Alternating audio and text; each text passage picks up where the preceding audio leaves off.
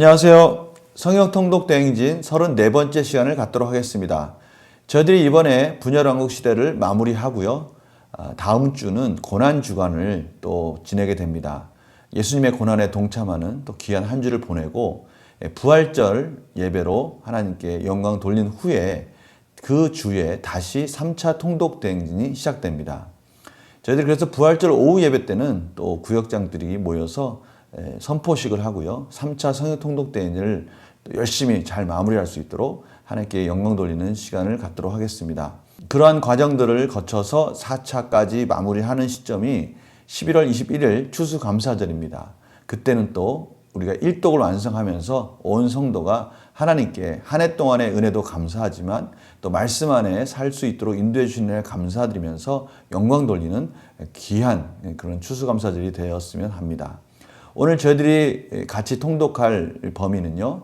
역대하 1장에서 9장까지 솔로몬의 통치 기간을 저희들이 통독하게 됩니다. 역대하는요. 크게 두 묶음으로 나눌 수가 있습니다. 하나는 솔로몬의 40년 통치 기간이 1장에서 9장까지 이어지고요. 그 1장에서 9장은 또 세 단락으로 나눠지는데요. 이 부분은 제가 뒤에 가서 구체적으로 어떻게 구성이 되었는지를 같이 나누겠습니다. 그리고 또 한 묶음은 10장에서 36장까지인데요. 포로가 되기까지의 유다 왕국의 역사를 또 저희들이 같이 통독하게 됩니다. 이 부분도요. 왜 유다 왕국의 역사만 역대하에는 기록되어 있을까라고 생각할 수 있기 때문에 그 부분도 제가 뒤에 가서 설명해 드리도록 하겠습니다. 그래서 역대기하 속의 시간적 흐름을 보면요. BC 970년에 솔로몬 왕위가 계승되는 부분이 있고요.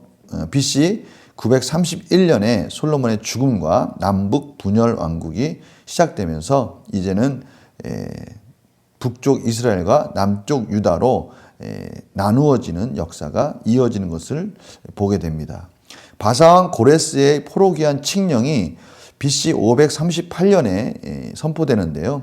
그 이후에 이 역대기 상하가 기록되었다라고 봅니다. 그래서 그 부분에 대해서 구체적으로 보면 역대기를 거룩한 역사 전체의 연대기를 담고 있다라고 말을 합니다. 저희들이 이제 역대기 상을 통독을 안 했는데요. 역대기 상에 1장 9장부터 1장에서 9장까지 보면 이 족보가 나옵니다.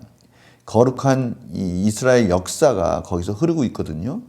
이러한 내용들을 담고 있기 때문에 이 역대기를 이스라엘 백성들의 거룩한 역사 전체 연대기다라고 말을 합니다. 그래서 그 의미를 역대기라고 부르게 된 이유라고 말할 수 있습니다. 그 다루는 연대는 저희들이 이번에 통독하는 범위를 중심으로만 보겠습니다. 역대하 1장에서 9장까지가 약 40년의 솔로몬 통치 기간을 다루고 있습니다. 주전 571년에서 931년인데요. 이 기간을 이번 통독 범위 내에서 저희들이 통독하게 되는 것이죠. 기록 연대는 우리가 언제쯤일까 정확하게 말할 수는 없지만 저희들이 추측할 수 있는 몇 가지 소스들을 가지고 저희들이 추측은 할 수 있습니다. 역대 상하는 주전 538년에 반포된 고레스의 조서로 끝을 맺습니다. 그래서 적어도 그 이후에 기록된 것이다 라고 추측을 하는 것이죠. 특별히 역대상 29장 7절에는 페르시아 동전인 다릭이 등장합니다. 역대상 3장 19절에서 24절에 스룹바벨 이후에 6세대가 더 기록되는 것을 통해서도 대략적인 기록 연대를 가늠할 수 있습니다. 이러한 내용들을 근거로 해서 추측을 해보면요. 페르시아 시대 혹은 제2성전 시대, 그래서 주전 539년에서 333년 중에 어느 시기에 쓰였을 것이 틀림없다라고 주석가들은 보고 있습니다. 그 기록 목적이 중요합니다. 이 역대기 상하를 기록한 목적, 역대 상하를 기록한 목적은 뭐냐? 역대기는 바벨론 포로 이후에 예루살렘과 성전과 옛 왕조를 재건할 계획과 소망을 가지고 본국으로 귀환한 사람들을 격려하기 위해 기록되었다라는 것이 중요한 포인트입니다. 별미 성경 여행에는 이렇게 설명되어 있습니다. 이스라엘 민족에게도 절대적으로 과거를 새롭게 조명해야 할 시기가 있었다. 이 과거를 새롭게 조명하는 것은 아주 중요하지 않습니까? 왜냐하면 앞으로 우리가 어떻게 살아야 될 이 미래에 대한 방향을 제시하기 때문이죠. 그들의 조상은 쇠사슬에 묶여 매를 맞으며 외국으로 끌려와 노예로 부려졌다. 그리고 바벨론에서는 하나님의 언약이나 약속된 왕의 혈통, 예루살렘의 멋진 성전과 같은 이스라엘의 과거를 거의 알지 못하는 새로운 세대가 자라났다. 포로로 끌려와 가지고요. 70년의 포로 생활이 지나면서 이젠 또 다른 새로운 세대가 일어나게 된 겁니다. 광야 시대의 40년을 지나면서 새로운 시대가 일어나듯이 이제는 또 포로 시대가 지나면서 또 새로운 세대가 일어난 거죠. 그래서 새로운 또 다른 이스라엘 백성들의 정체성을 확립해 줄 필요가 있었던 것이죠. 그래서요, 역대 상하는 필요한 역사만 선별적으로 다룹니다. 제사장적인 관점, 영적 관점으로 이스라엘 역사를 재조명하는 것이죠. 사무엘하, 열왕기하까지의 많은 기록들이 역대기에는 누락되는데 그 이유는요, 그것들이 성전이라는 주제와 별로 관계가 없기 때문이다라는 것이죠. 이스라엘 백성들의 정체성을 세워줄 수 있는, 제사장 나라로서의 정체성을 세워줄 수 있는 그 성전에 관한 것에 포커스가 맞추다 보니까 역사에서 많이 빠지는 부분이 있다는 것이죠. 예를 들어 열왕기상에서는 경건한 여호사밧 왕에 대하여 10절밖에 언급되지 않았지만 역대기에서는 그의 생에 관하여 4장이나 할애되어 있다는 것이죠. 왜 그렇겠습니까? 그렇죠. 여호사밧 왕의 그러한 통치가 바로 이스라엘 정체성을 설명해주는 중요한 부분이기 때문에 그 부분을 부각시켰다는 겁니다. 또 히스기야의 개혁은 열왕기하에서는 몇 구절만 기록되어 있습니다. 참 신기하죠. 그런데 역대하에는 또 3장에 걸쳐서 소개되고 있다는 겁니다. 저희들이 이런 부분을 가지고 역대기 상하를 또 통독할 수 있는 그러한 중요한 포인트, 중요한 관점이 필요하다는 것이죠. 그래서요, 별미 성경령에 보면은 역대 상하는 표백된 역사다라고 꼬집는 학자도 있다고 합니다. 다윗이나 솔로몬의 실수와 같은 이스라엘의 커다란 잘못에 대해 거의 언급을 하지 않기 때문입니다. 이뿐 아니라 역대기는 혼란스러웠던 북왕국 이스라엘과 남왕국 유다가 벌인 내전에 대해서도 무시하고 있습니다. 북쪽의 흩어진 10개 지파에 대한 것은 아무것도 남아있지 않으며 이 책은 그들에 대해 지면을 거의 할애하지 않습니다. 반면에 역대기는 국가가 원래 가지고 있었던 이상 안에서의 자부심을 회복시키고자 노력하고 있다는 것을 저희들은 이 역대 상하 통독을 통해서 확인할 수 있습니다. 그러니까요, 이러한 관점을 가지고 저희들이 이번에 통독하는 역대기하 1장에서 9장까지 솔로몬의 통치관을 나타낸다면 뭐가 빠졌겠습니까? 그렇죠. 솔로몬이 잘하는 그러한 성전 건축을 완성하고 축복하는 장면까지는 있겠지만 말년에 솔로몬이 하나님을 경외하지 않음으로 인해서 하나님에게서 떠난 장면, 실수한 장면들은 빠져 있겠죠. 이것들이 저희들이 통독하는 중요한 포인트인 것입니다. 그래서요, 역대기의 전체적인 구조를 보면 참 재밌습니다. 신학적으로 보면요, 서론이 나옵니다. 이 서론이 어떤 부분입니까? 그 역대기라고 말할 수 있는 거룩한 전체 역사를 볼 수 있는 그 서론적인 족보의 부분이 바로 역대상 1장 1절에서 9장 44절까지 나오는 것이죠. 그리고 나서 가장 이스라엘 백성들의 전성기였던 다윗과 솔로몬 시대의 역사가 역대상 10장 1절에서 역대하 9장 31절까지 저희들이 이번에 통독하는 역대하 1장 9장 바로 그 솔로몬까지 서술되어 있습니다. 그리고 나서 마지막 북쪽 지파의 분리부터 유다 왕국의 역사가 역대하 10장 1절에서 36장 23절까지 이어지고 있다는 것을 저희들이 알게 됩니다. 그래서요, 연대기적인 측면을 보면 좀 더 구체적으로 지금 역대 상하가 뭘 설명하려 하는구나 라는 것을, 무엇을 독자들에게, 무엇을 이 말씀에 있는 사람들에게 가르쳐주기 원하고 나타내기를 원하는구나 라는 것을 알 수 있죠. 엄밀히 따지면 저자이신 하나님께서 이 역대 상하 저자를 통해서 그의 백성들에게 무엇을 설명하기 원하시는구나 라는 것을 저희들이 깨닫게 되는 겁니다.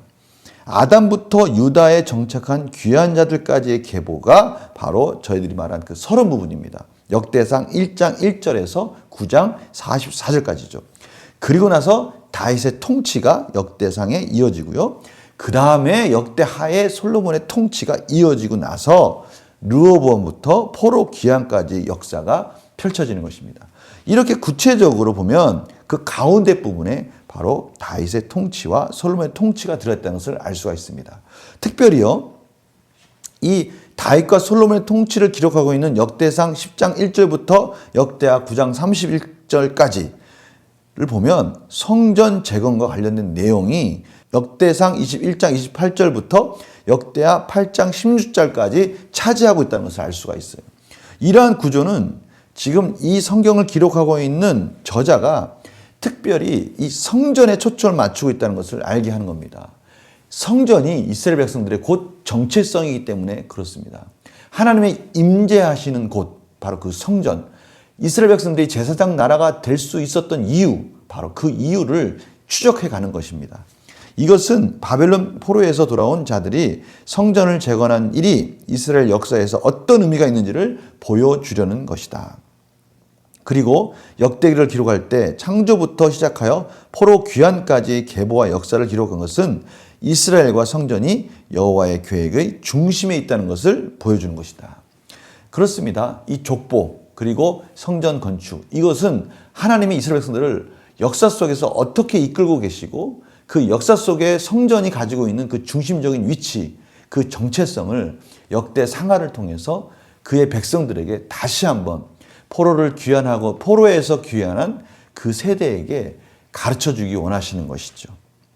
그래서 저희가 이번에 통독하는 역대하 1장에서 9장을 보면 더 면밀하게 이것을 교차 대칭 구조로 구성이 되어 있다는 것을 보면서 그 중심에 뭐가 있는지를 저희들이 보면서 정말 이 역대 상하를 기록하는 이 저자, 다시 말하면 하나님은 이 저자를 통해서 성전에 대한 중요성을 부각시키기 원했구나라는 것을 알 수 있어요. 저희들이 통독하는 범위를 보면요, 솔로몬의 지혜와 부가 1장 1절에서 17절까지 있습니다. 그리고요, 솔로몬의 지혜와 부가 다시 마지막 부분에 나와요. 그리고 두 번째, 솔로몬이 성전 건축을 위한 준비 과정이 역대하 2장 1절 18절까지 나온다면요, 그거와 대칭적으로 솔로몬이 성전과 다른 건축을 완성하는 부분이 역대하 8장 1절 16절까지 나옵니다. 그리고 나서 이 C와 C-, 솔로몬이 여호와의 성전을 건축하고 그것을 봉헌한 부분이 가운데 들어가 있는 것입니다. 그러니까요, 외곽에서부터 그 중심으로 오는 것이죠. 외곽에서부터 솔로몬의 지혜의 부분이 나오고 솔로몬이 준비하거나 또는 다른 것들을 건축하는 이러한 것들을 중심으로 해서 가운데는 정말 중요한 이 성전 건축과 봉헌 부분이 들어가 있도록 그렇게 역대하 1장부터 9장까지도 치밀하게 이렇게 구성되어 있다는 것을 알 수가 있습니다. 그렇다면 이 성전이 지금 우리들에게 이 성전에 대한 이 포커스가 왜 지금의 우리들까지도 이것이 중요하게 읽혀져야 되는가라는 것이 또 중요한 핵심 포인트라고 할 수 있습니다. 그 이유는요, 바로 우리들을 구원하신 예수 그리스도의 그 십자가, 그 사랑이 성전으로 맞춰져 있다는 것입니다. 예수님께서는 자신의 몸을 이 성전에 빗대어 말씀하셨습니다. 내가 너희에게 이르노니 성전보다 더 큰 이가 여기 있느니라. 예수께서 대답하여 이르시되 너희가 이 성전을 헐라 내가 사흘 동안에 일으키리라. 바로 예수 그리스도의 몸이 성전이라고 말씀하시는 것이죠. 그리고요, 예수님께서는 성전을 대신하는 분이시다라고 말씀하시는 거예요. 성 안에서 내가 성전을 보지 못하였으니 이는 주 하나님 곧 전능하신 이와 및 어린 양이 그 성전이심이라. 예수님 자체가 이제 성전이 됨으로 인해서 하나님의 임재가 임한 그 성전이 예수 그리스도로 말미암아 완성되었다라는 것이죠. 그 성전이 완성됨으로 인해서 그 예수 그리스도의 십자가를 믿고 그의 백성이 된 하나님의 자녀들에게 성령님이 임함으로 인해서 하나님의 자녀가 이제 성전된 몸이 되는 겁니다. 이래서 저희들이 성전이 중요하다는 거예요. 따라서 하나님의 백성의 정체성은 성전을 향하신 하나님의 뜻을 온전히 이해할 때 저희들은 예수 그리스도를 이해할 수 있는 것이고요. 예수 그리스도 안에서 완성된 그 귀한 성전이 이젠 우리가 되었다라는 것은 우리가 어떠한 정체성을 가졌는가로 이어질 수 있기 때문에 이 부분이 중요한 겁니다. 그래서 저희들이 구약의 역대 상하를 통독하면서 이 성전으로 포커스 맞춰진 하나님의 뜻을 볼 때, 그 마음을 볼 때 이제는 우리들을 향하신 하나님의 그 사랑의 마음을 저희들이 깨닫게 되는 겁니다.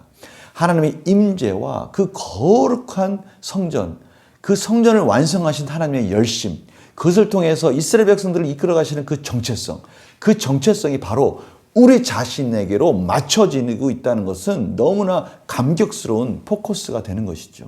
그래서요, 그 중에서 저희들이 통독하는 1장에서 9장까지 범위 내에서 성전을 완성해가는 모습도 중요하지만 특별히 솔로몬의 기도를 통해서 이 성전이 갖는 그 귀한 의미가 어떤 의미가 있구나라는 것을 저희들이 깨달을 수 있기에 이 부분을 저희들이 같이 나누었으면 합니다.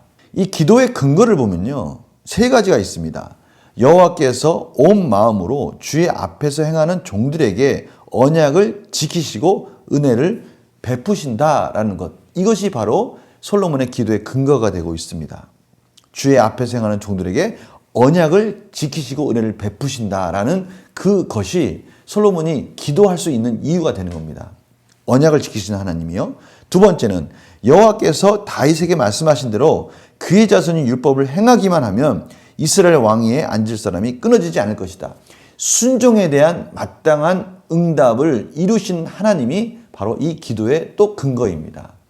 하나님의 말씀 가운데 기도하고 순종할 때 주시는 하나님의 응답, 이것이 또 기도의 근거가 되는 것입니다. 주께서 주의 이름을 성전에 둘 것이다 라고 말씀하시는 것이 또 성전을 향해서 기도하는 그 근거가 되는 것이죠. 이 세 가지를 근거로 해서 솔로몬은 기도를 하게 되는 것이죠. 근데 참 재밌는 건요, 이 기도의 구조를 보면 네 가지 패턴이 계속 반복된다는 것을 알 수가 있습니다.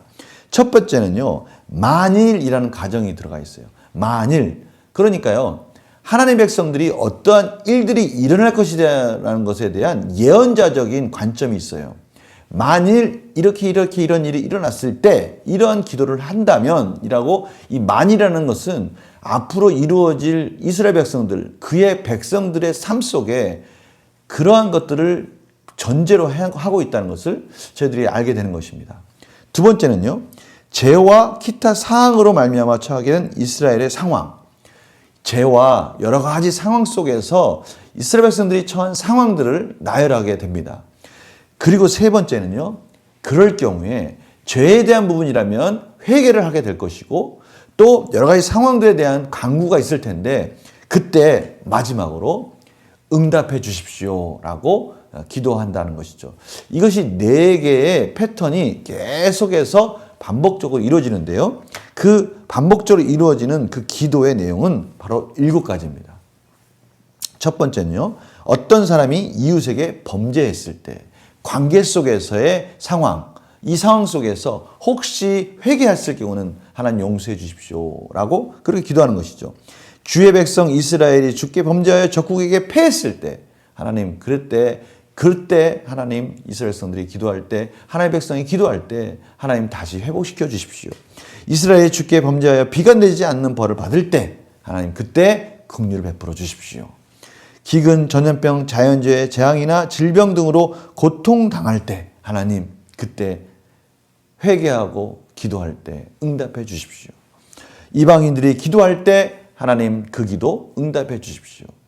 그러니까요, 지금 이 기도 속에는 단순히 이스라엘 백성들을 향한 기도뿐만이 아니라 그의 백성들, 하나님의 언약 백성들이 이루어질 상황, 각 상황 속에서 그 성전을 향해서 기도할 때 하나님 응답해 주십시오라고 기도하는 것이죠. 이것은 궁극적으로 성전이신 예수 그리스도를 바라보고 있다는 것을 생각하시면서 이 기도문을 읽으십시오. 그러면 예수님의 이름으로 기도하라는 그 의미 속에 있는 뜻, 예수님이 성전이라고 말씀하시는 그 뜻, 그리고 이제는 예수 그리스도 안에서 연합된 우리의 삶이 어떻게 살아야 될지에 대해서, 어떻게 기도해야 될지에 대해서 우리는 이러한 내용들을 가지고 더 확신 있는 믿음으로 나아갈 수 있는 것입니다. 그리고요, 적국과 싸우려고 할 때, 이것은 실질적인 이스라엘 백성들이 역사 속에서 적국들, 이스라엘 백성들과의 대항하는 적국들과의 싸움도 되지만 영적인 전쟁의 또 그런 전쟁도 저희들이 이해할 수 있을 것입니다. 또한요, 범죄함으로 적국에 사로잡혀 회개하고 성전을 향할 때 그때 하나님 응답해 주십시오.